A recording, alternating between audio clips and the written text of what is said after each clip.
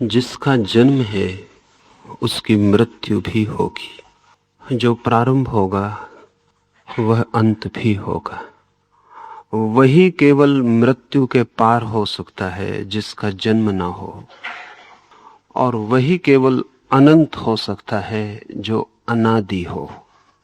प्रकाश जन्मता है, मिट जाता है। अंधकार सदा है। शायद इस भांति कभी न सोचा हो। सूर्य निकलता है, सांझ ढल जाता है। दिया जलता है, बाती चुक जाती है, बुझ जाती है। जब दिया नहीं जला था तब भी अंधकार था। जब दिया जला, अंधकार हमें दिखाई नहीं पड़ा। दिया बुझ गया, अंधकार अपनी जगह। अंधकार का बाल भी बांका नहीं होता, और अंधकार कभी बुझता नहीं, और अंधकार का कभी अंत नहीं आता, क्योंकि अंधकार का कभी प्रारंभ नहीं होता। प्रकाश का प्रारंभ होता है, इसलिए प्रकाश का अंत होता है। और भी मजे की बात है, प्रकाश को हम पैदा कर सकते हैं, इसलिए प्रकाश को हम मिटा भी सकते हैं। अंधकार को हम पैदा नहीं कर सकते, इसलिए अंधकार को हम मिटा भी नहीं सकते। अंधकार की शक्ति अनंत है, प्रकाश की शक्ति अनंत नहीं है। लाओस से कहता है, घाटी की आत्मा अमर है। The valley spirit dies not. नहीं, कभी घाटी की आत्मा नहीं मरती। एवर द सेम, वही बनी रहती है, जैसी है वैसी ही बनी रहती है। ये घाटी की आत्मा क्या है? जहां भी पर्वत शिखर होंगे वहां घाटी भी होगी, लेकिन पर्वत पैदा होते हैं और मिट जाते हैं। घाटी न पैदा होती न मिटती। घाटी का अर्थ है द निगेटिव, वो जो निषेधात्मक है, अंधकार। पहाड़ का अर्थ है पॉजिटिव, विधायक, जो है। ठीक से समझें तो घाटी क्या है? घाटी किसी चीज का अभाव है। पहाड़ किसी चीज का भाव है, किसी चीज का होना। प्रकाश किसी चीज का होना है, अंधकार अभाव है, एब्सेंस है, अनुपस्थिति है। मैं इस कमरे में हूं तो मुझे बाहर निकाला जा सकता है। जब मैं इस कमरे में नहीं हूं तो मेरी अनुपस्थिति, माय एब्सेंस, इस कमरे में होगी, उसे आप बाहर नहीं निकाल सकते। अनुपस्थिति को छूने का कोई उपाय नहीं है। अगर मैं जिंदा हूं तो मेरी हत्या की जा सकती है, लेकिन अगर मैं मर गया तो मेरी मृत्यु के साथ कुछ भी नहीं किया जा सकता है। जो नहीं है उसके साथ कुछ भी नहीं किया जा सकता है, जो है उसके साथ कुछ किया जा सकता है। इसलिए अंधेरे को हम बना भी नहीं सकते और मिटा भी नहीं सकते। घाटी की आत्मा लाओसे का पारिभाषिक शब्द है। The valleys spirit. क्या है घाटी की आत्मा? घाटी होती नहीं, दो पर्वतों के बीच में दिखाई पड़ती है। पर्वत खो जाते हैं, घाटी तो बनी रहती है। घाटी कहीं जाती नहीं, लेकिन दिखाई नहीं पड़ती पर्वत के खो जाने पर। जब दो पर्वत खड़े होते हैं, घाटी फिर दिखाई पड़ने लगती है।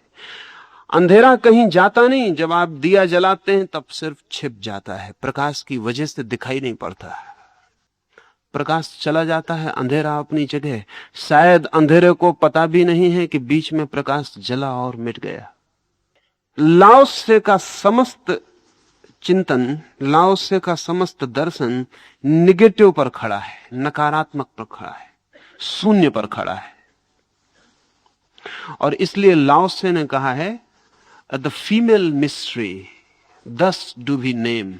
हम इसे स्त्रीण रहस्य का नाम देते हैं। इसे समझ लेना जरूरी है और इसमें थोड़ा गहरे उतरना पड़ेगा, क्योंकि ये लाओसे के तंत्र का मूल आधार है। फेमिनिन मिस्ट्री, स्त्री का रहस्य क्या है?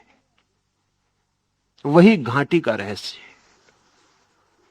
और जो स्त्री का रहस्य वही अंधकार का रहस्य, और जो स्त्री का रहस्य वो अस्तित्व में बहुत गहरा है। इसलिए दुनिया के जो प्राचीनतम धर्म हैं वो परमात्मा को पुरुष के रूप में नहीं मानते थे, स्त्री के रूप में मानते थे, और उनकी समझ परमात्मा को फादर या पिता मानने वाले लोगों से ज्यादा गहरी थी। लेकिन पुरुष का प्रभाव भारी हुआ, और तब हमने ईश्वर की जगह भी पुरुष को बिठाना शुरू किया। लेकिन ईश्वर की जगह गॉड द फादर बहुत नई बात है, गॉड द मदर बहुत पुरानी बात है। सच तो यह है, फादर ही नई बात है, मदर पुरानी बात है। पिता को जन्मे हुए 5-6 हजार वर्ष से ज्यादा नहीं हुआ। पिता से पुराना तो काका या चाचा या अंकल है। शब्द भी अंकल पुराना है फादर से, पिता से। पशुओं में, पक्षियों में पिता का तो कोई पता नहीं चलता, लेकिन मां सुनिश्चित है। इसलिए पिता की जो संस्था है वो मनुष्य की ईजाद है, बहुत पुरानी भी नहीं है, 5000 साल से ज्यादा पुरानी नहीं है। लेकिन जब हमने मनुष्य में पिता को बना लिया तो हमने बहुत शीघ्र परमात्मा के सिंहासन से भी स्त्री को हटा के पुरुष को बिठाने की जल्दी की। और तब जिन धर्मों ने परमात्मा की जगह पिता को रखा, उनके हाथ से फेमिनिन मिस्ट्री के सूत्र खो गए। वो जो स्त्रीण रहस्य है उसका सारा राज खो गया।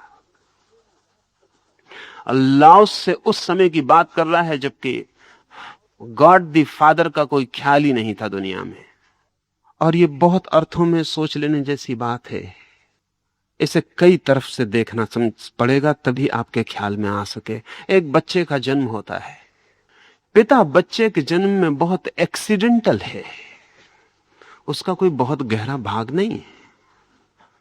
और अब वैज्ञानिक कहते हैं कि पिता के बिना भी चल जाएगा, बहुत ज्यादा दिन जरूरत नहीं रहेगी। पिता का हिस्सा बहुत ही ना के बराबर है। जन्म तो मां से ही मिलता है, तो जीवन को पैदा करने की जो कुंजी है और रहस्य है वो तो मां के शरीर में छिपा है। पिता के शरीर में वो कुंजी और रहस्य नहीं छिपा हुआ है। इसलिए पिता को कभी भी गैर जरूरी सिद्ध किया जा सकता है। उसका काम एक इंजेक्शन भी कर देगा। और अगर मैं आज से 10,000 साल बाद किसी बच्चे का पिता बनना चाहूं तो बन सकता हूं, लेकिन कोई मां अगर आज तय करे तो 10,000 साल बाद मां नहीं बन सकती, क्योंकि मां की मौजूदगी अभी जरूरी होगी, मेरी मौजूदगी जरूरी नहीं है। मेरे वीर्य कण को संरक्षित रखा जा सकता है, डीप फ्रीज किया जा सकता है। 10,000 साल बाद इंजेक्शन से किसी भी स्त्री में वो जन्म का सूत्र बन सकता है। मेरा होना आवश्यक नहीं है, इसलिए बहुत जल्दी पोस्थुमस चाइल्ड पैदा होंगे। पिता मरे 10,000 साल हो गए, उसका बच्चा कभी भी पैदा हो सकता है, क्योंकि पिता का काम प्रकृति बहुत गहरा नहीं ले रही थी। गहरा काम तो मां का था, सृजनात्मक काम तो मां का ही था। मनोवैज्ञानिक कहते हैं इसीलिए स्त्रियां दुनिया में कोई क्रिएटिव काम नहीं कर पाती, क्योंकि वो इतना बड़ा क्रिएटिव काम कर लेती हैं कि और कोई सब्स्टिट्यूट खोजने की जरूरत नहीं रह जाती। एक जीवित बच्चे को जन्म देना, लेकिन पुरुष ने दुनिया में बहुत सी चीजें पैदा की हैं, स्त्री नहीं पैदा की। पुरुष चित्र बनाता है, मूर्तियां बनाता है, विज्ञान की खोज करता है, गीत लिखता है, संगीत बनाता है। ये जान के आप हैरान होंगे कि स्त्रियां सारी दुनिया में खाना बनाती हैं, लेकिन अच्छे खाने की खोज सदा ही पुरुष करता है। नए खाने की खोज पुरुष करता है। और दुनिया का कोई भी बड़ा होटल या कोई बड़ा सम्राट स्त्री रसोइयों को रखने को राजी नहीं है, पुरुष रसोइयों को रखना पड़ता है। चाहे चित्र बनता हो दुनिया में, चाहे कविता पैदा होती हो, चाहे एक उपन्यास लिखा जाता हो, चाहे एक नई मूर्ति गढ़ी जाती हो, वो सब काम पुरुष करता है। बात क्या है? मनोवैज्ञानिक कहते हैं कि पुरुष ईर्ष्या अनुभव करता है, स्त्री के समक्ष हीनता भी अनुभव करता है। वो भी कुछ पैदा करके दिखाना चाहता है जो स्त्री के समक्ष सामने खड़ा हो जाए और कहा जा सके हमने भी कुछ बनाया है, हमने भी कुछ पैदा किया है। और स्त्री कुछ पैदा नहीं करती, क्योंकि वो इतनी बड़ी चीज पैदा करती कि उसके मन में फिर और पैदा करने का कोई कामना नहीं रह जाती। और एक स्त्री अगर मां बन गई है तो कितना ही अच्छा चित्र बनाए, वो उसके बेटे या उसकी बेटी के सामने सदा फीका और निर्जीव होगा। इसलिए बांझ स्त्रियां जरूर कुछ कुछ कोशिश करती हैं पुरुषों जैसी। वे जरूर पुरुष के साथ कुछ निर्माण करने की प्रतियोगिता में उतरती हैं।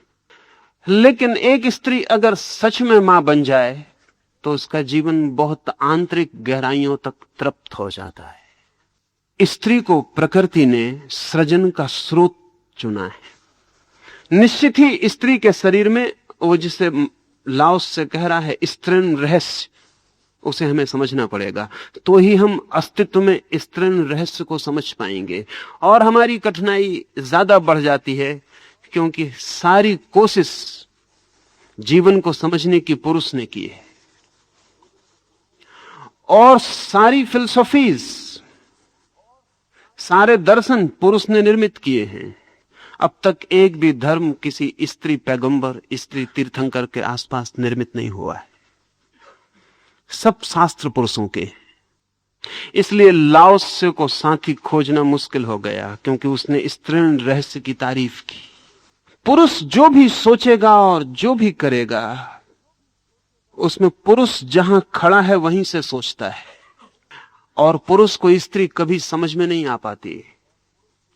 इसलिए पुरुष निरंतर अनुभव करता है कि स्त्री बेबूझ है, समथिंग मिस्टीरियस, कुछ है जो छूट जाता है। वो क्या है जो छूट जाता है? निश्चित ही पुरुष और स्त्री साथ साथ जीते हैं। पुरुष स्त्री से पैदा होता है, स्त्री के साथ जीता है, प्रेम करता है, जन्म पूरा जीवन बिताता है। फिर भी क्या है जो स्त्री के भीतर पुरुष के लिए अनजान और अपरिचित रह जाता है? वही अनजान और अपरिचित तत्व का नाम लाओस से कह रहा है फेमिनिन मिस्ट्री, घाटी का रहस्य, अंधकार का रहस्य, निषेध की खूबी। क्या है स्त्री के भीतर? अगर एक स्त्री आपसे प्रेम में पड़ जाए तो भी आक्रमण नहीं करती, प्रेम में भी आक्रमण नहीं करती है, प्रेम में भी प्रतीक्षा करती है, आक्रमण का मौका आपको ही देती है। आप कभी किसी स्त्री से ऐसा न कह सकेंगे कि तूने मुझे प्रेम में उलझा दिया, कि तूने मुझे विवाह में डाल दिया। स्त्रियां ही डालती हैं, लेकिन कभी आप किसी स्त्री से ऐसा न कह सकेंगे कि तूने मुझे प्रेम में उलझा दिया, क्योंकि इनिशिएटिव वे कभी नहीं लेती, पहल वे कभी नहीं करती। वही उनका रहस्य, खींचना बिना किसी क्रिया के, बिना किसी कर्म के आकर्षित करना, सिर्फ होने मात्र से आकर्षित करना, जिसको कृष्ण ने गीता में इनएक्शन कहा है, अकर्म कहा है। स्त्री का रहस्य वही है। वो अगर प्रेम में भी गिर जाए तो उसकी तरफ से इशारा भी नहीं मिलता कि वो आपके प्रेम में गिर गई है। उसकी मौजूदगी आपको खींचती है, खींचती है। आप ही पहली दफा कहते हैं कि मैं प्रेम में पड़ गया हूं। स्त्री कभी किसी से नहीं कहती कि मैं तुम्हारे प्रेम में पड़ गई हूं। पहल कभी नहीं करती, क्योंकि पहल आक्रामक है, एग्रेसिव है, पॉजिटिव है। जब मैं किसी से कहता हूं कि मैं तुम्हें प्रेम करता हूं, मैं अपने से बाहर गया, मैंने कहीं जाके आक्रमण किया, मैंने ट्रेस पासिंग शुरू की, मैं दूसरे की सीमा में प्रवेश कर रहा हूं।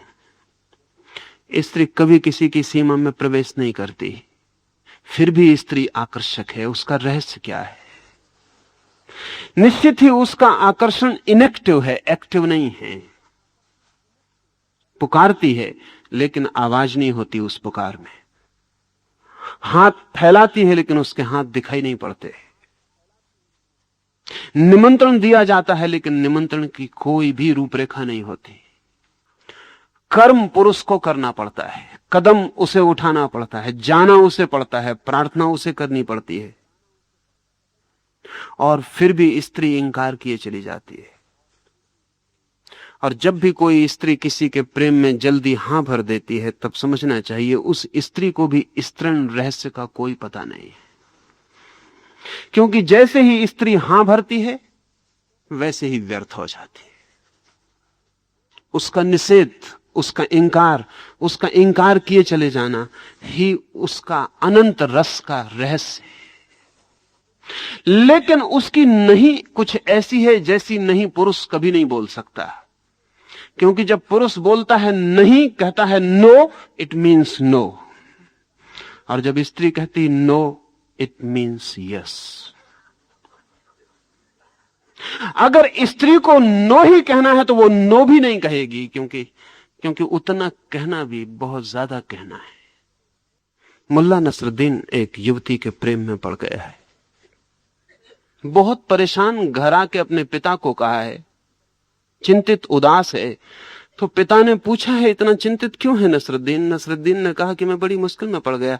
जिस स्त्री के पीछे मैं 9 महीने से चक्कर लगा रहा हूं, आज उसने सब बात ही तोड़ दी। पिता ने कहा तू ना समझ, स्त्री जब कहे नहीं तो उसका अर्थ नहीं नहीं होता है। नसरुद्दीन ने कहा वो तो मैं भी जानता हूं, लेकिन उसने नहीं नहीं कहा। उसने कहा कि तू कुत्ता। नहीं उसने कहा ही नहीं। अगर वो नहीं कहती तो अभी मैं और 9 वर्ष चक्कर लगा सकता था। उसने नहीं भी नहीं कहा है, उतना भी रास्ता नहीं छोड़ा है। स्त्री जब हां करती है तब वो पुरुष की भाषा बोल रही है। इसलिए स्त्री के मुंह से हां बहुत ही छोटा, उथला और गहरे अर्थों में अनैतिक मालूम पड़ता है, उतना भी आक्रमण है। स्त्री का सारा रहस्य और राज तो इसमें है, उसकी मिस्ट्री इसमें है कि वो नहीं कहती है और बुलाती है, नहीं बुलाती और निमंत्रण जाता है। अपनी ओर से कभी कोई कमिटमेंट स्त्री नहीं करती, सब कमिटमेंट पुरुष करता है, सब प्रतिबद्धताएं पुरुष की हैं। और इस भ्रांति में कोई पुरुष ना रहे कि स्त्री ने कुछ भी नहीं किया है। स्त्री ने बहुत कुछ किया है, लेकिन उसके करने का ढंग निषेधात्मक है, घाटी की तरह, अंधेरे की तरह। निषेध ही उसकी तरकीब है, दूर हटना ही पास आने का निमंत्रण है, उसकी बचने की कोशिश ही बुलावा है। ये फेमिनिन मिस्ट्री है, और इसमें और गहरे उतरेंगे तो बहुत सी बातें ख्याल में आएंगी। स्त्री संभोग की दृष्टि से भी निषेधात्मक है, पैसिव है। इसलिए दुनिया में स्त्रियों के ऊपर कोई बलात्कार का जुर्म नहीं रखा जा सकता। किसी स्त्री ने लाखों वर्ष के इतिहास में किसी पर बलात्कार नहीं किया है। स्त्री के व्यक्तित्व में बलात्कार असंभव है। पुरुष बलात्कार कर सकता है, करता है, और 100 में 90 मौके पर पुरुष जो भी करता है वो बलात्कार ही होता है। 100 में 90 मौके पर, उन मौकों पर नहीं जो अदालत में पकड़े जाते हैं।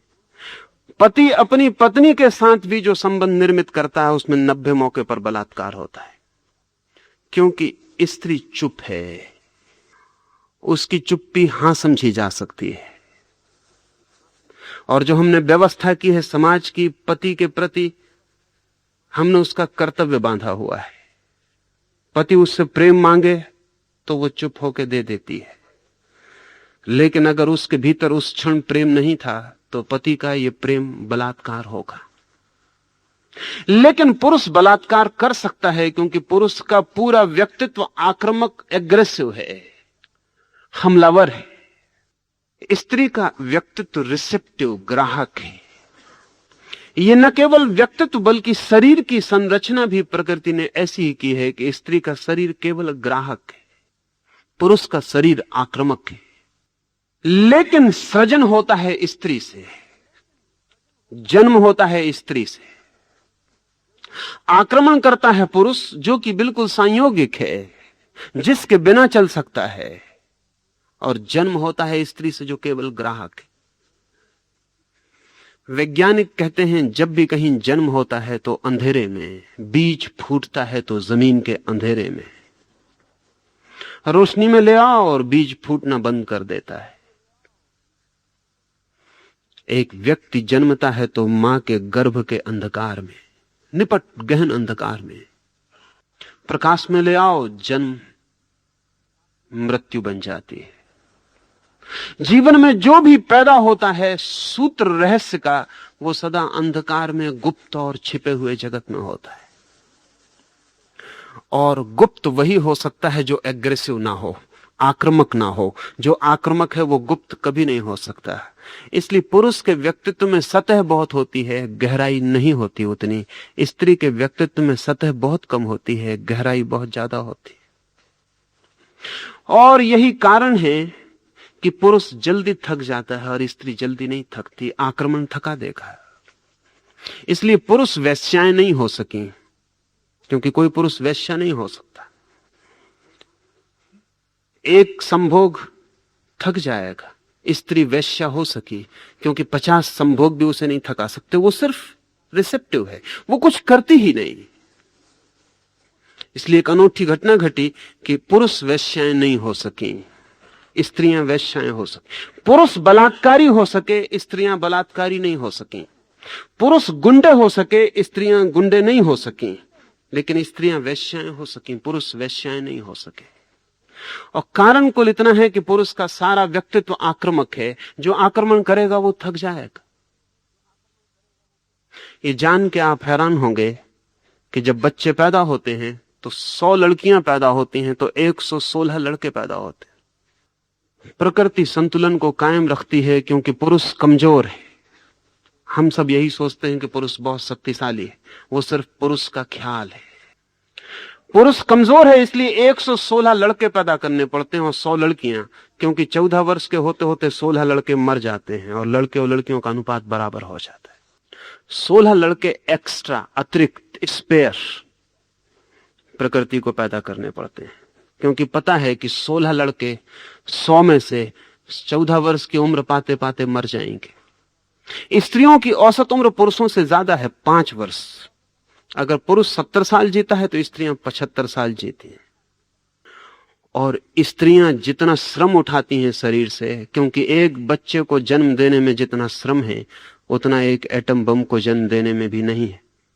एक स्त्री 20 बच्चों को जन्म दे और फिर भी पुरुष से 5 साल ज्यादा जीती।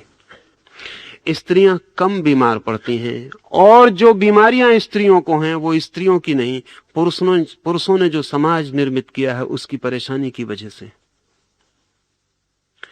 स्त्रियां कम बीमार पड़ती हैं, फिर भी जितनी बीमार पड़ती हैं उसमें भी कोई 70% कारण पुरुषों ने जो व्यवस्था की है वो है, स्त्रियां नहीं। क्योंकि सारी व्यवस्था पुरुष की है, मैन डोमिनेटेड है, और पुरुष अपने ढंग से व्यवस्था करता है, उसमें स्त्री को एडजस्ट होना पड़ता है, वो उसकी बीमारी का कारण है। हिस्टीरिया पुरुषों के समाज में स्त्रियों को एडजस्ट होने का परिणाम है। अगर स्त्रियों का समाज हो और पुरुषों को उसमें एडजस्ट होना पड़े तो हिस्टीरिया इससे 5 गुना ज्यादा होगा। करीब करीब सारे पुरुष पागल हो जाएंगे। वो स्त्रियों का रेसिस्टेंस है, प्रतिरोधक शक्ति है कि वो सब पागल नहीं हो गई हैं।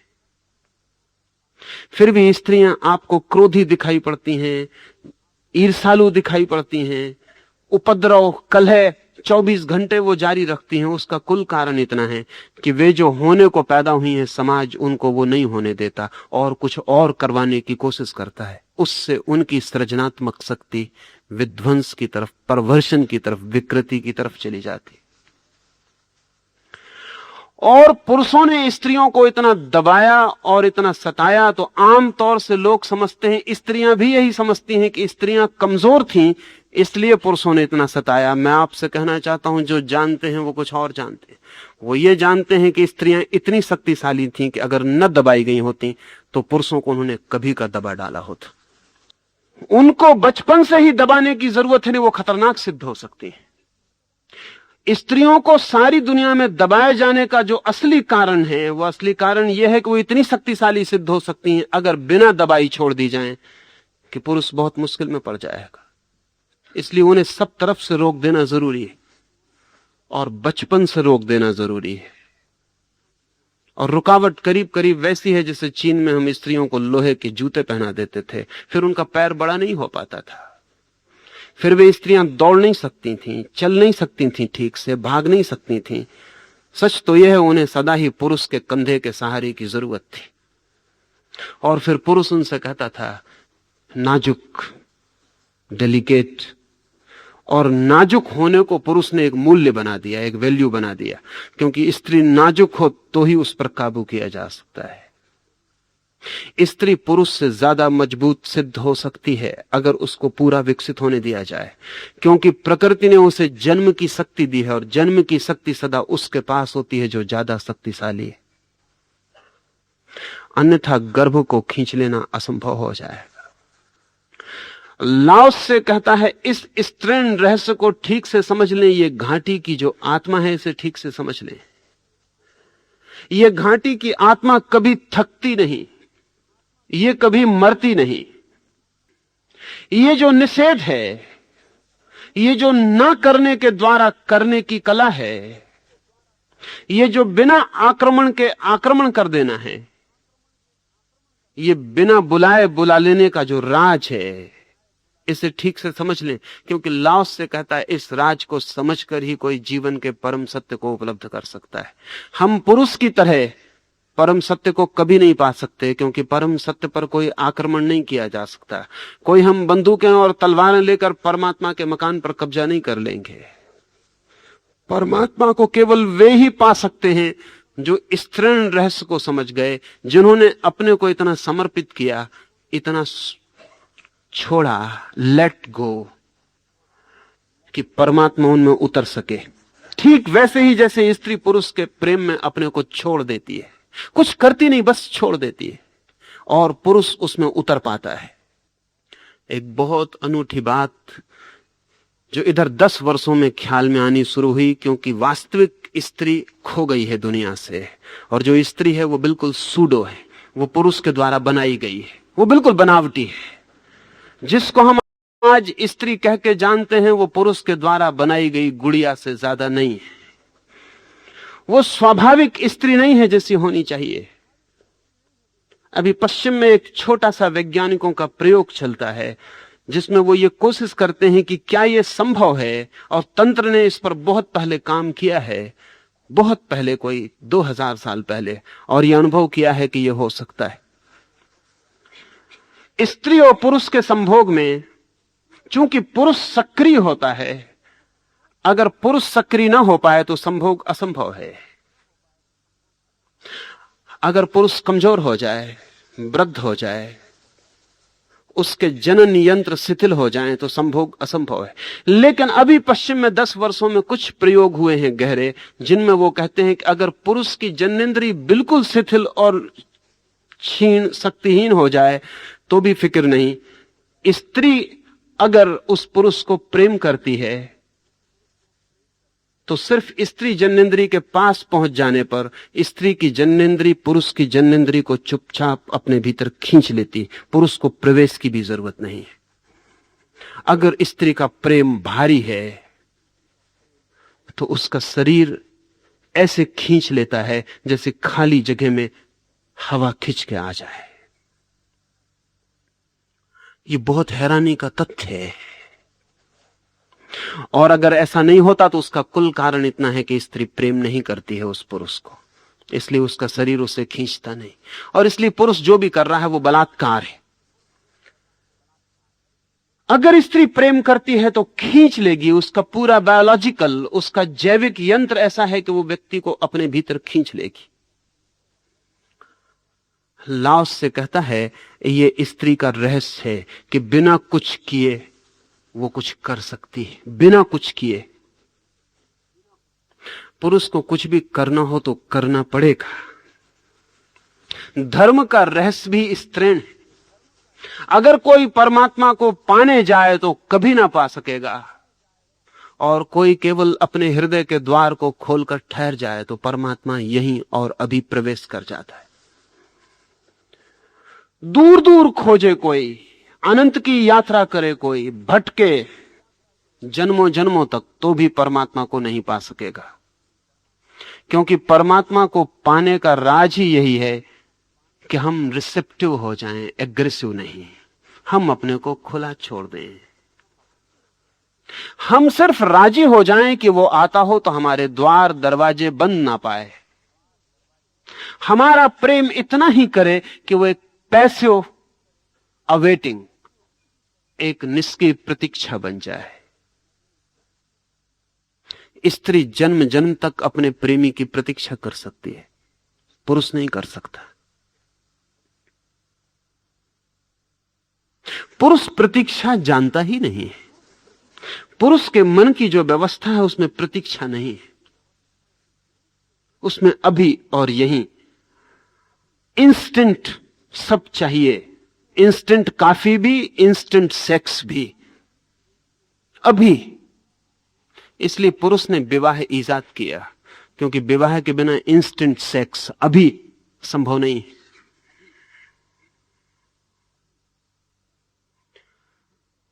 पुरुष प्रतीक्षा बिल्कुल नहीं कर सकता, आतुर है, व्यग्र है, तनावग्रस्त है। लेकिन स्त्री प्रतीक्षा कर सकती, अनंत प्रतीक्षा कर सकती। इसलिए जब इस मुल्क में हिंदुओं ने पुरुषों को विधुर रखने की व्यवस्था नहीं की और स्त्रियों को विधवा रखने की व्यवस्था की, तो यह सिर्फ स्त्रियों पर जाति ही नहीं थी, ये स्त्रियों की प्रतीक्षा के तत्व की समझ भी इसमें थी। एक स्त्री अपने प्रेमी के लिए पूरे जन्म, अगले जन्म तक के लिए प्रतीक्षा कर सकती, ये भरोसा किया जा सकता, लेकिन पुरुष पर यह भरोसा नहीं किया जा सकता। इसलिए भारत ने अगर स्त्रियों को विधवा रखने की व्यवस्था दी और पुरुषों को नहीं दी, तो सिर्फ इसलिए नहीं कि यह व्यवस्था पुरुष के पक्ष में थी, जहां तक मैं समझ पाता हूं यह पुरुष का बहुत बड़ा अपमान था, ये स्त्री का गहनतम सम्मान था, क्योंकि इस बात की सूचना थी कि हम स्त्री पर भरोसा कर सकते हैं कि वो प्रतीक्षा कर सकती, लेकिन पुरुष पर भरोसा नहीं किया जा सकता है। पुरुष पर भरोसा नहीं किया जा सकता, इसलिए विधुर को रखने के लिए आग्रह नहीं रहा। कोई रहना चाहे वो उसकी मर्जी, लेकिन स्त्री पर आग्रह था, और आग्रह इसलिए था कि उसकी प्रतीक्षा में ही उसका वो जो स्त्रीण तत्व है वो ज्यादा प्रकट होगा। उसे जितना अवसर मिले निष्क्रिय प्रतीक्षा का, उसके भीतर की गहराइयां उतनी ही गहन और गहरी हो जाती हैं, और उसके आंतरिक रहस्य मधुर और सुगंधित हो जाते हैं। एक बहुत हैरानी की बात मैं कभी कभी पढ़ता रहा हूं, कभी मेरे ख्याल में नहीं आती थी कि बात क्या होगी।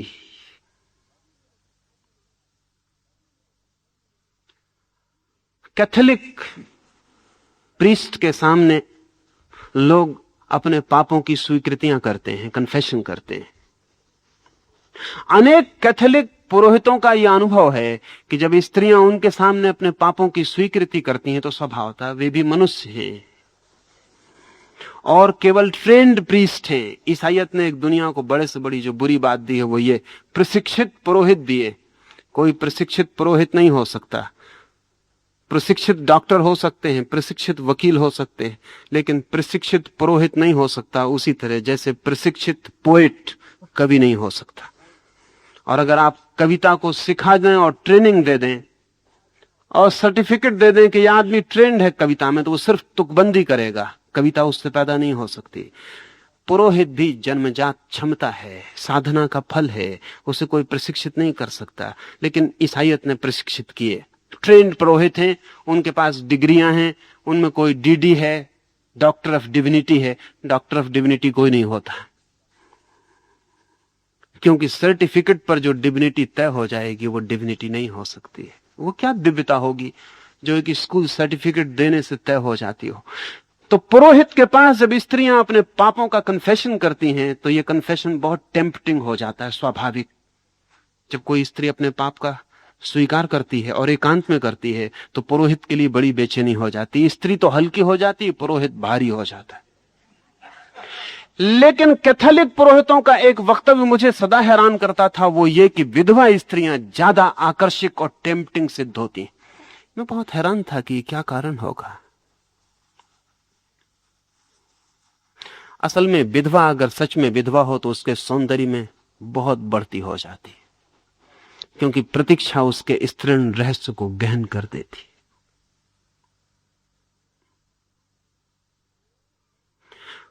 कुंवारी लड़की में जो रहस्य होता है वो प्रतीक्षा का है।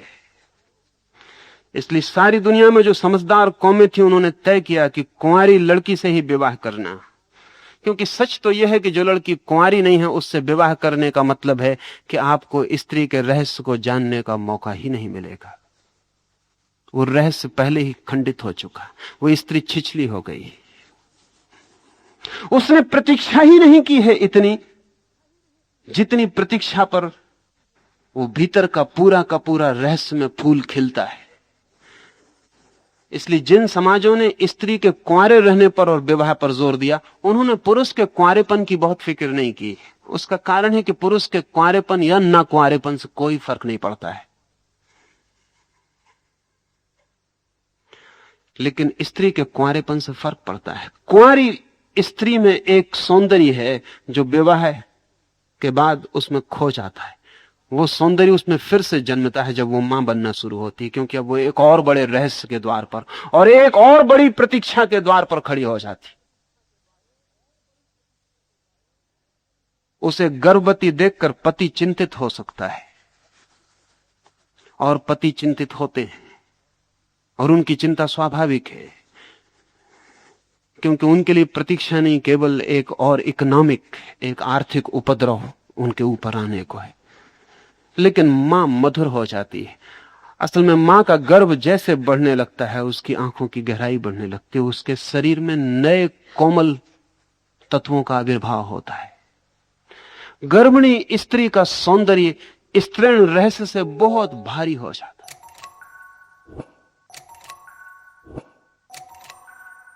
ये क्या होगा रहस्य? ये पैसिविटी इज द सीक्रेट। अब मां बनने के लिए कुछ उसे करना तो पड़ता नहीं। बेटा उसके पेट में बड़ा होने लगता है, उसे सिर्फ प्रतीक्षा करनी होती, उसे कुछ भी नहीं करना होता। असल में उसे सब करना छोड़ देना होता है, सिर्फ प्रतीक्षा ही करनी होती है। जैसे जैसे उसके बेटे का या उसकी बेटी का, उसके गर्भ का विकास होने लगता है, वैसे वैसे सब काम उसे छोड़ देना पड़ता है। वो सिर्फ प्रतीक्षा में रह जाती है, वो सिर्फ स्वप्न देखने लगती है। इसलिए अगर सारा काम स्त्री छोड़ दे बच्चे के जन्म के करीब, तो वे स्वप्न देख सकती है जो उसके बच्चे के भविष्य की सूचनाएं होंगे। इसलिए महावीर या बुद्ध की मां के स्वप्न बड़े मूल्यवान हो गए।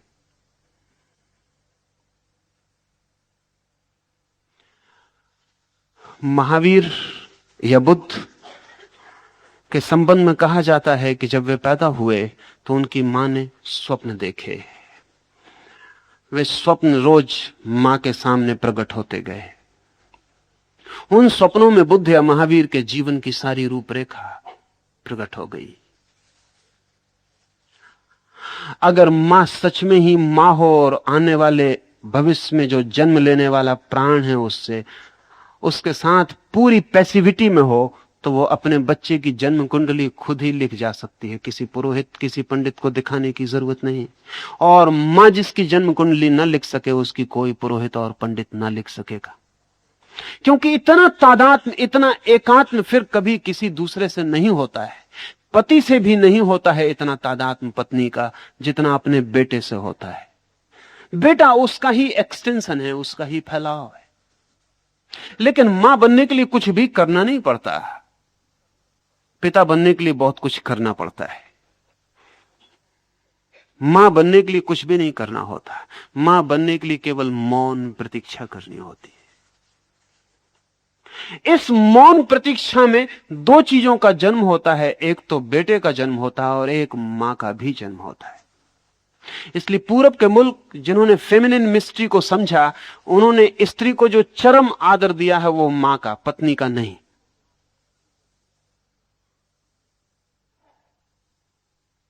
ये बहुत हैरानी की बात है।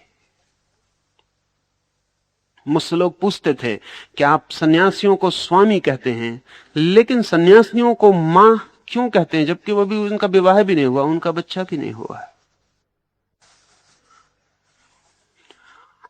असल में मां का संबंध स्त्री की चरम गरिमा से है। वो अपनी चरम गरिमा पर सिर्फ मां के क्षण में होती। उसका जो पीक एक्सपीरियंस है वो पत्नी होना नहीं है, प्रेयसी होना नहीं है। प्रेयसी और पत्नी होना केवल चढ़ाई की शुरुआत है। उसका जो पीक एक्सपीरियंस है, जो शिखर अनुभव है, उसका मां होना है। इसलिए जिन समाजों में भी स्त्रियों ने तय कर लिया है कि पत्नी होना उनका शिखर है, उन समाजों में स्त्रियां बहुत दुखी हो जाएंगी, क्योंकि वो उनका शिखर है नहीं। यद्यपि पुरुष राजी है कि वे पत्नी होने को ही अपना शिखर समझें,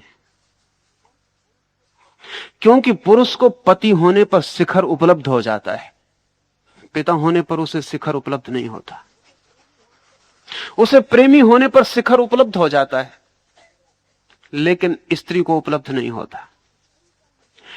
स्त्री का ये जो मातृत्व का राज है, इसे लाओस से कहता है ये अंधेरे जैसा है। इसमें और बहुत सी बातें ख्याल में लेने जैसी हैं। जब पुरुष पैदा होता है, जब एक बच्चा पैदा होता है, लड़का पैदा होता है, तो उसके पास अभी सेक्स हार्मोन होते नहीं, बाद में पैदा होने शुरू होते हैं। उसका वीर्य बाद में निर्मित होना शुरू होता है। लेकिन यह जान के आप हैरान होंगे कि जब लड़की पैदा होती है तो वो अपने सब अंडे साथ लेके पैदा होती है। उसके जीवन भर में जितने अंडे प्रति माह है उसके मासिक धर्म में निकलेंगे, उतने अंडे वो लेकर ही पैदा होती है। स्त्री पूरी पैदा होती है, उसके पास पूरा कोष होता है उसके एग्स का। फिर उनमें से एक एक अंडा समय पर बाहर आने लगेगा, लेकिन वो सब अंडे लेकर आती है। पुरुष अधूरा पैदा होता है, और अधूरे पैदा होने की वजह से लड़के बेचैन होते हैं और लड़कियां शांत होती हैं। एक अनइजीनेस लड़के में जन्म से होती है, लड़की में एक एट ईजनेस जन्म से होती है। लड़की के शरीर का, उसके व्यक्तित्व का जो सौंदर्य है वो उसकी शांति से बहुत ज्यादा संबंधित है। अगर लड़की को बेचैन करना हो तो उपाय करने पड़ते हैं, और लड़के को अगर शांत करना हो तो उपाय करने पड़ते हैं। अशांत होना स्वाभाविक है। बायोलॉजिस्ट कहते हैं कि उसका कारण है कि स्त्री जिस अंडे से बनती है उसमें जो अणु होते हैं वो एक्स एक्स होते हैं, दोनों एक से होते हैं। और पुरुष जिस क्रोमोसोम से बनता है उसमें एक्स वाई होता है, उसमें एक एक्स होता है एक वाई होता है, वो समान नहीं होते। स्त्री में जो तत्व होते हैं वो एक्स एक्स होते हैं, दोनों समान होते हैं। इसलिए स्त्री सुडौल होती, पुरुष सुडौल नहीं हो पाता। स्त्री के शरीर में जो कर्व्स का सौंदर्य है वो उसके एक्स एक्स दोनों संतुलित अंडों के कारण है, और पुरुष के शरीर में वैसा संतुलन नहीं हो सकता क्योंकि एक्स वाई उसके एक और दूसरे में समानता नहीं है। स्त्री के व्यक्तित्व को बनाने वाले 48 अणु हैं, वो पूरे हैं 24-24। पुरुष को बनाने वाले 47 हैं, और बायोलॉजिस्ट कहते हैं कि वो जो एक अणु की कमी है वही पुरुष को जीवन भर दौड़ाती है। इस दुकान से उस दुकान, जमीन से चांद, दौड़ाती रहती। वो जो एक कम है उसकी खोज वो पूरा होना चाहता है।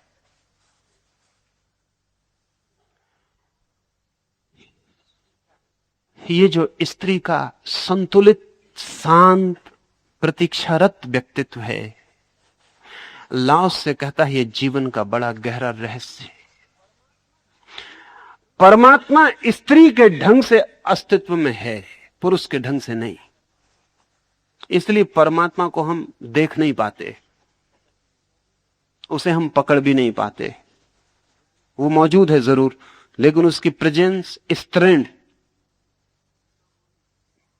न होने जैसा है। उसे हम पकड़ने जाएंगे उतना ही वो हमसे छूट जाएगा, उतना ही हट जाएगा, उतना ही उसकी खोज मुश्किल हो जाएगी।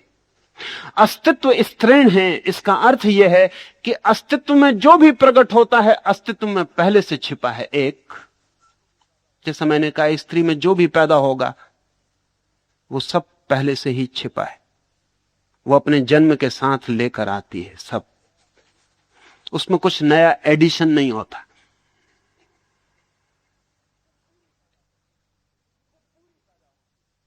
वो पूरी पैदा होती है, उसमें ग्रोथ होती है लेकिन एडिशन नहीं होता, उसमें विकास होता है लेकिन कुछ नई चीज जुड़ती नहीं। यही वजह है कि वो बड़ी तृप्त जीती है।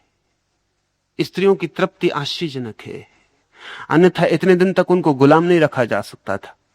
उनकी तृप्ति आश्चर्यजनक है, गुलामी में भी वे राजी हो जाती है, कैसी भी स्थिति हो वे राजी हो जाती।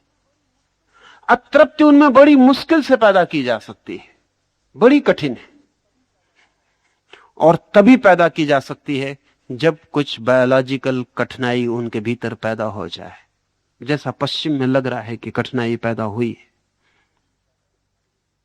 तो उनमें पैदा की जा सकती है बेचैनी।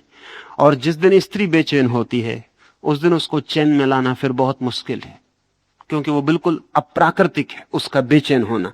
इसलिए स्त्री बेचैन नहीं होती, सीधी पागल होती।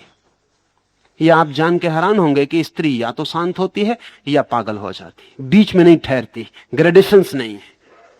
पुरुष न तो शांत होता है इतना, न इतना पागल होता है, बीच में काफी डिग्रीज हैं उसके पास, अशांति की डिग्रीज में वो डोलता रहता है। बड़ी से बड़ी अशांति में भी वो पागल नहीं हो जाता और बड़ी से बड़ी शांति में भी वो बिल्कुल शांत नहीं हो जाता।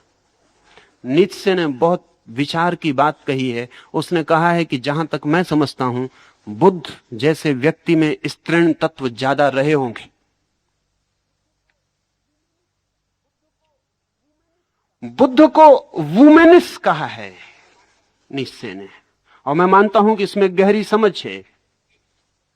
सच यह है कि जब कोई पुरुष भी पूरी तरह शांत होता है तो स्त्रीण हो जाता है, हो ही जाएगा।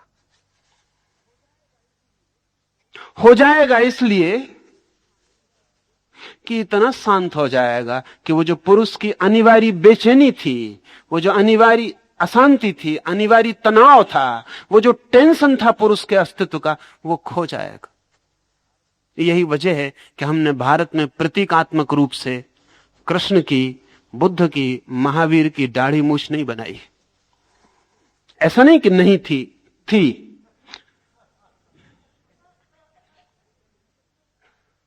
लेकिन नहीं बनाई, क्योंकि वो सांकेतिक नहीं रह गई, सांकेतिक नहीं रह गई। वो बुद्ध के भीतर की खबर नहीं देती, इसलिए उसे हटा दिया। सिर्फ एक मूर्ति पर बुद्ध की दाढ़ी है, इसलिए लोग उस मूर्ति को कहते हैं वो झूठ है, वो ठीक नहीं है, क्योंकि किसी मूर्ति पर दाढ़ी नहीं है। महावीर की एक मूर्ति पर मूछ है तो लोग कहते हैं कि वो कुछ किसी जादूगर ने उन पर मूछ उगा दी है। तो उस पूरे मंदिर का नाम मुछाला महावीर है, मूछ वाले महावीर, क्योंकि महावीर तो मूछ वाले थे नहीं।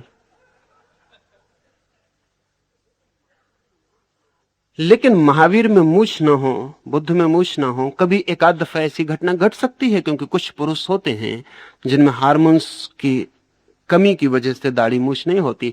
लेकिन जैनों के 24 तीर्थंकर हो, किसी को दाढ़ी ना हो, जरा कठिन है, इतना बड़ा संयोग मुश्किल है। लेकिन वो प्रतीकात्मक है, वो इस बात की खबर है कि हमने ये स्वीकार कर लिया था कि ये व्यक्ति अब स्त्रीण रहस्य में प्रवेश कर गया, द फेमिनिन मिस्ट्री में। ध्यान रहे, जब मैं स्त्रीण रहस्य कह रहा हूं तो कोई ऐसा ना समझे कि मेरा मतलब स्त्री से ही है। स्त्री भी हो सकती है स्त्रीण रहस्य में प्रवेश ना करे, और पुरुष भी प्रवेश कर सकता है। स्त्रीण रहस्य तो जीवन का एक सूत्र है। लाओ से इसलिए कहता है कि द फीमेल मिस्ट्री दस डू वी नेम, हम इस तरह नाम देते हैं। नाम देने का कारण है क्योंकि ये नाम अर्थपूर्ण मालूम पड़ता है। हम उस रहस्य को पुरुष जैसा नाम नहीं दे सकते, क्योंकि वो रहस्य परम शांत है।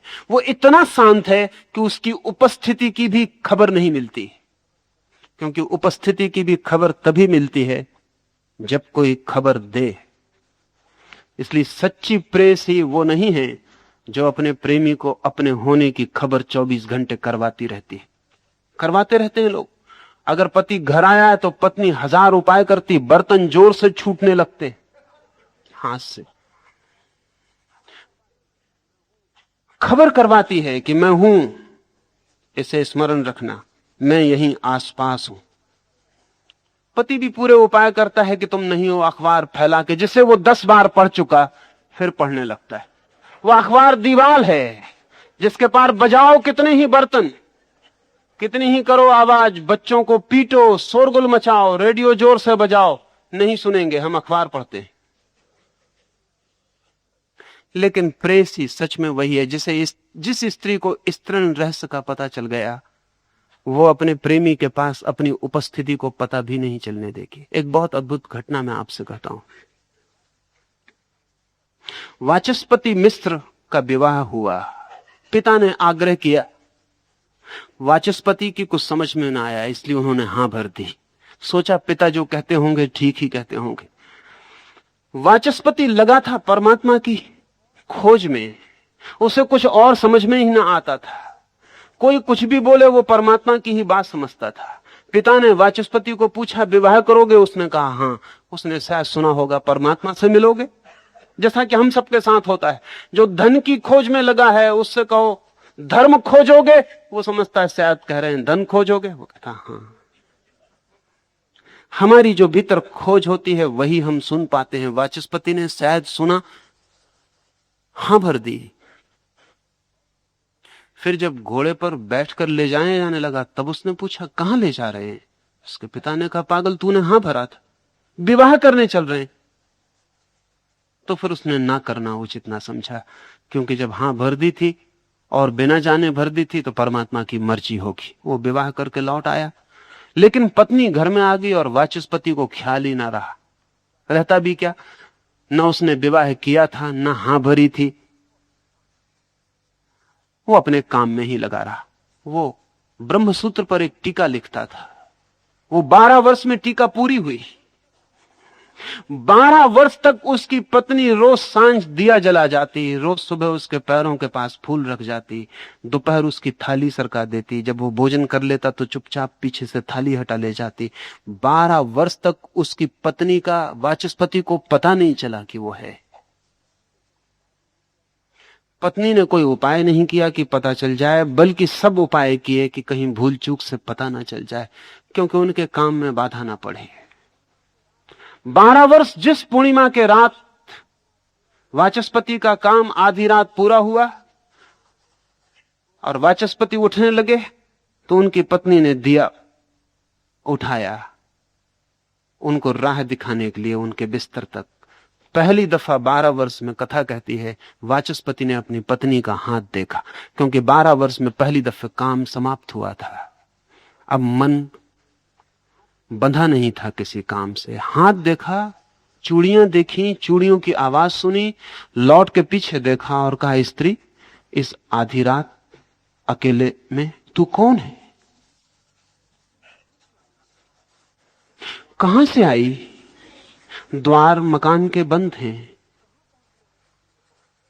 कहां पहुंचना है तुझे, मैं पहुंचा दूं। उसकी पत्नी ने कहा आप शायद भूल गए होंगे, बहुत काम था, 12 वर्ष आप काम में थे, याद आपको रहे संभव भी नहीं। 12 वर्ष पहले ख्याल अगर आपको आता हो तो आप मुझे पत्नी की तरह घर ले आए थे, तब से मैं यही हूं। वाचस्पति रोने लगा। उसने कहा ये तो बहुत देर हो गई, क्योंकि मैंने तो प्रतिज्ञा कर रखी है कि जिस दिन ये ग्रंथ पूरा हो जाएगा उसी दिन घर का त्याग कर दूंगा। तो ये तो मेरे जाने का वक्त हो गया, भोर होने के करीब है, तो मैं जा रहा हूं। पागल, तूने पहले क्यों ना कहा? थोड़ा भी तू इशारा कर सकती थी, लेकिन अब बहुत देर हो गई। वाचस्पति की आंखों में आंसू देखकर पत्नी ने उसके चरणों में सिर रखा और उसने कहा जो भी मुझे मिल सकता था वो इन आंसुओं में मिल गया, अब मुझे कुछ और चाहिए भी नहीं है। आप निश्चिंत जाएं। और मैं क्या पा सकती थी इससे ज्यादा कि वाचस्पति की आंख में मेरे लिए आंसू हैं, बस बहुत मुझे मिल गया है। वाचस्पति ने अपने ब्रह्मसूत्र की टीका का नाम भामती रखा है। भामती का कोई संबंध टीका से नहीं है, ब्रह्मसूत्र से कोई लेना देना नहीं, ये उसकी पत्नी का नाम है। ये कह के कि अब मैं कुछ और तेरे लिए नहीं कर सकता, लेकिन मुझे चाहे लोग भूल जाएं तुझे ना भूलें, इसलिए भामती नाम देता हूं अपने ग्रंथ को। वाचस्पति को बहुत लोग भूल गए हैं, भामती को भूलना मुश्किल है। भामती लोग पढ़ते हैं, अद्भुत टीका है ब्रह्मसूत्र की, वैसी दूसरी टीका नहीं, उस पर नाम भामती है। फेमिनिन मिस्ट्री इस स्त्री के पास होगी, और मैं मानता हूं कि उस क्षण में इसने वाचस्पति को जितना पा लिया होगा उतना 1000 वर्ष भी चेष्टा करके कोई स्त्री किसी पुरुष को नहीं पा सकती। उस क्षण में वाचस्पति जिस भांति एक हो गया होगा इस स्त्री के हृदय से, वैसा कोई पुरुष को कोई स्त्री कभी नहीं पा सकती, क्योंकि फेमिनिन मिस्ट्री, वो जो रहस्य है, वो अनुपस्थित होने का है। छुआ क्या प्राण को वाचस्पति के कि 12 वर्ष, और उस स्त्री ने पता भी ना चलने दिया कि मैं यही हूं, और वो रोज दिया उठाती रही और भोजन कराती रही। और वाचस्पति ने कहा, तो रोज जो थाली खींच लेता था वो तू ही है, और वो रोज सुबह जो फूल रख जाता था वो कौन है, और जिसने रोज दिया जलाया वो तू ही थी, पर तेरा हाथ मुझे दिखाई नहीं पड़ा। भामती ने कहा, मेरा हाथ दिखाई पड़ जाता तो मेरे प्रेम में कमी साबित होती। मैं प्रतीक्षा कर सकती हूं, तो जरूरी नहीं कि कोई स्त्री स्त्रीण रहस्य को उपलब्ध ही हो। ये तो लाओत्से ने नाम दिया क्योंकि ये नाम सूचक है और समझा सकता है। पुरुष भी हो सकता है। असल में अस्तित्व के साथ तादात्म्य उन्हीं का होता है जो इस भांति प्रार्थनापूर्ण प्रतीक्षा को उपलब्ध होते हैं। इस स्त्रीण रहस्यमयी का द्वार स्वर्ग और पृथ्वी का मूल स्रोत है। चाहे पदार्थ का हो जन्म, और चाहे चेतना का, और चाहे पृथ्वी जन्मे, और चाहे स्वर्ग, इस अस्तित्व की गहराई में जो रहस्य छिपा हुआ है उससे ही सबका जन्म होता है। इसलिए मैंने कहा, जिन्होंने परमात्मा को मदर मां की तरह देखा, दुर्गा या अंबा की तरह देखा, उनकी समझ परमात्मा को पिता की तरह देखने से ज्यादा गहरी है। अगर परमात्मा कहीं भी है तो वो स्त्रीण होगा, क्योंकि इतने बड़े जगत को जन्म देने की क्षमता पुरुष में नहीं है। इतने विराट चांद तारे जिससे पैदा होते हो, उसके पास गर्भ चाहिए। बिना गर्भ के ये संभव नहीं है। इसलिए खासकर यहूदी परंपराएं, जीविस परंपराएं, यहूदी, ईसाई और इस्लाम, तीनों ही जीविस परंपराओं का फैलाव है। उन्होंने जगत को एक बड़ी भ्रांत धारणा दी, गॉड द फादर। वो धारणा बड़ी खतरनाक है, पुरुष के मन को तृप्त करती है, क्योंकि पुरुष अपने को प्रतिष्ठित पाता है परमात्मा के रूप में, लेकिन जीवन के सत्य से उस बात का संबंध नहीं है। ज्यादा उचित एक जागतिक मां की धारणा है, पर वो तभी ख्याल में आ सकेगी जब स्त्रीण रहस्य को आप समझ लें, लाओत्से को समझ लें, अन्यथा समझ में ना आ सकेगी। कभी आपने देखा है काली की मूर्ति को? वो मां है और विकराल।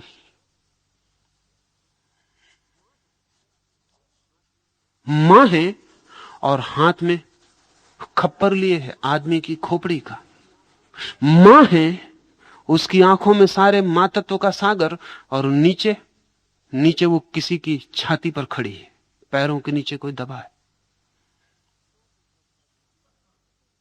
क्योंकि जो सृजनात्मक है वही विध्वंसात्मक होगा।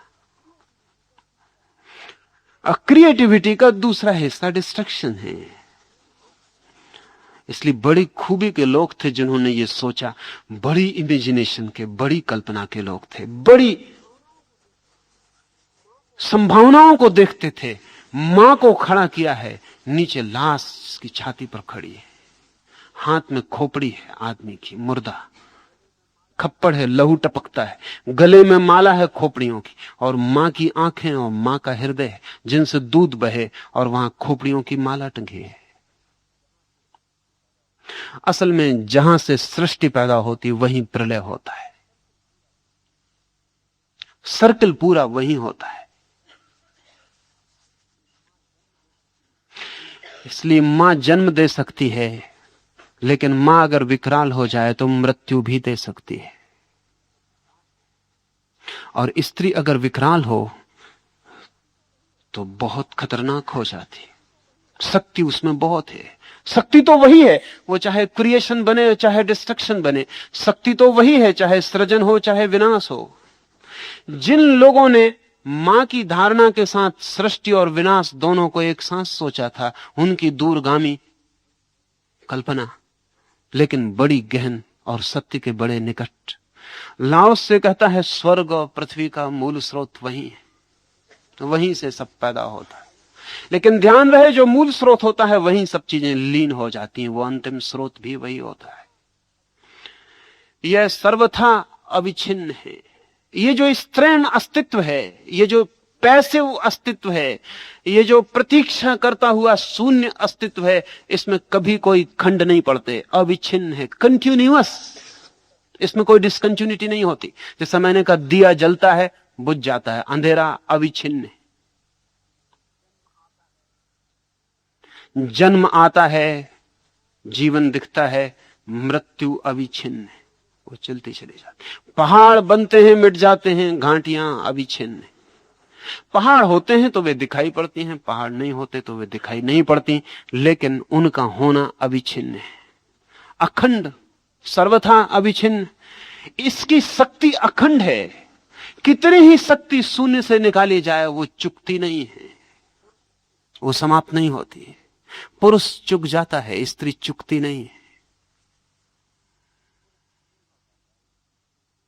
पुरुष क्षीण हो जाता है, स्त्री क्षीण नहीं होती।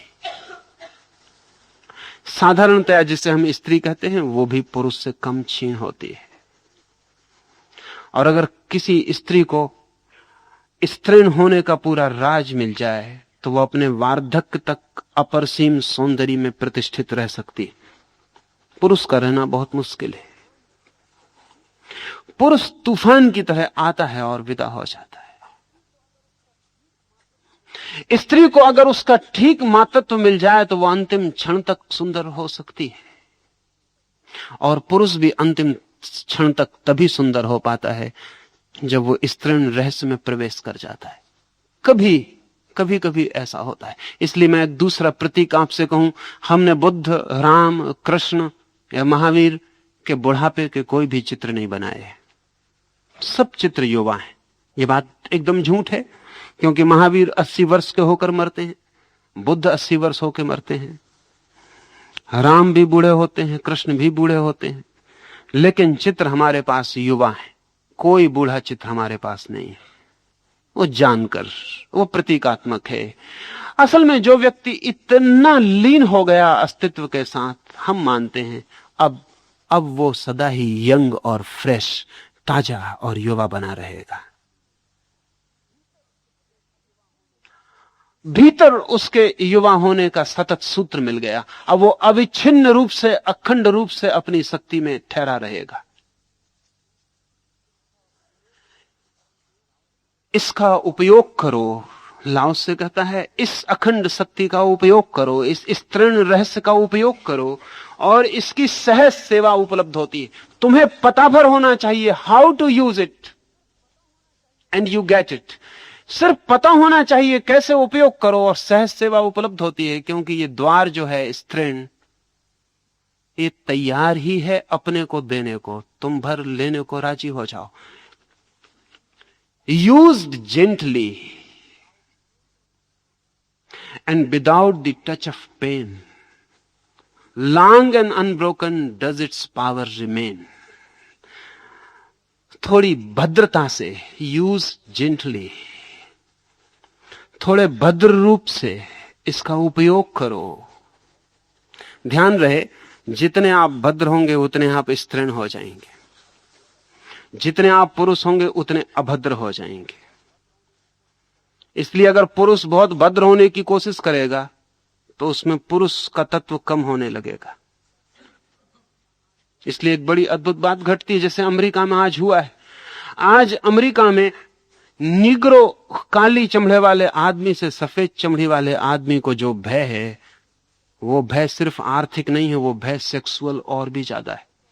सफेद चमड़ी का आदमी इतना भद्र हो गया है कि वो जानता है कि अब सेक्सुअली अगर निग्रो और उसके सामने चुनाव हो तो उसकी पत्नी निग्रो को चुनेगी।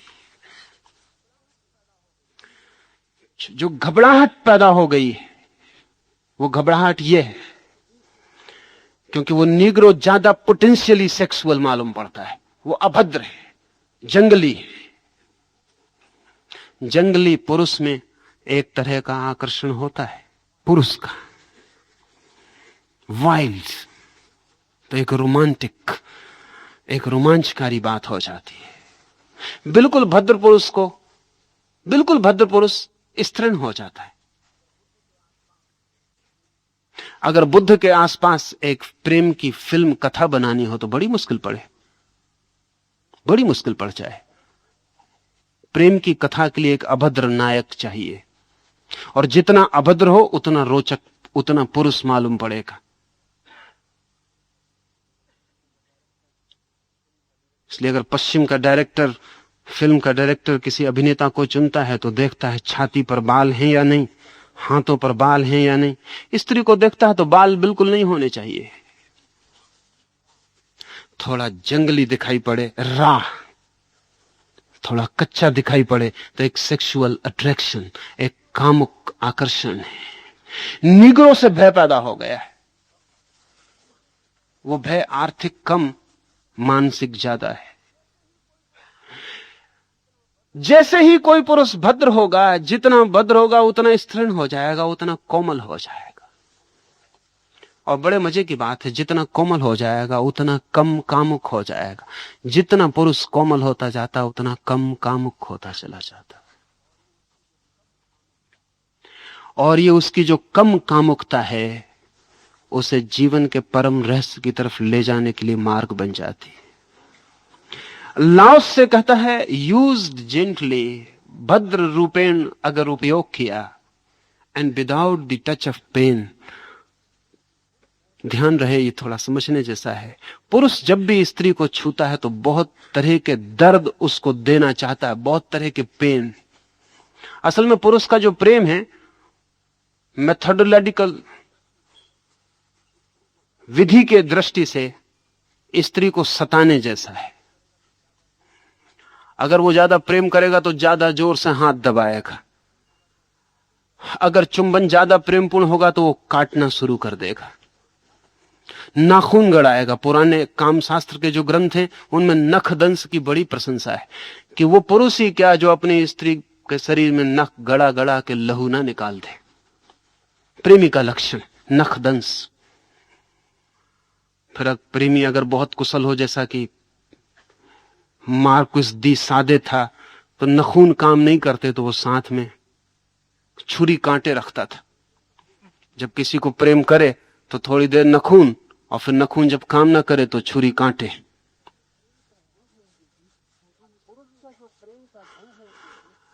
पुरुष का जो प्रेम का ढंग है उसमें हिंसा है।